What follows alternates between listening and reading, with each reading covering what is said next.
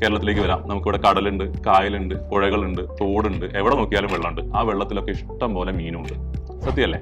മീൻ കൂട്ടാതെ ഭക്ഷണം കഴിക്കാത്ത ആളുകളും മീനിന്റെ കൂടെ മാത്രം ഭക്ഷണം കഴിക്കുന്ന ആളുകളും നമ്മുടെ നാട്ടിൽ പണ്ട് തൊട്ടേ ഉണ്ട്.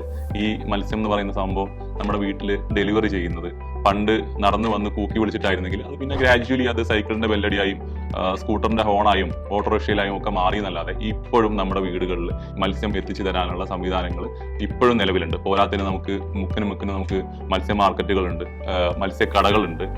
അപ്പൊ അങ്ങനെയൊക്കെ സംവിധാനങ്ങൾ മത്സ്യത്തിന് വേണ്ടി മത്സ്യപ്രിയരായ നമുക്കിടയിൽ ഉണ്ടായിരിക്കെ ഒരാൾ വന്ന് ഒരു ദിവസം പറയാണ്, ഞാൻ നിങ്ങൾക്ക് ഫ്രഷ് മീൻ ഓൺലൈനായിട്ട് ഡെലിവറി ചെയ്ത് തരാം, ഞാനൊരു പ്ലാറ്റ്ഫോം ഉണ്ടാക്കിയിട്ടുണ്ട്, അങ്ങനെ ഓൺലൈനായിട്ട് ഡെലിവറി ചെയ്ത് തരാം, നിങ്ങൾ അതൊന്ന് പരിഗണിക്കണം എന്ന് പറയുന്ന അവസരത്തിൽ നിങ്ങൾ എന്ത് ചെയ്യും? ഒരു ശരാശരി കേരളീയനാണെങ്കിൽ പുള്ളിനെ ഓടിച്ചു കൂടും.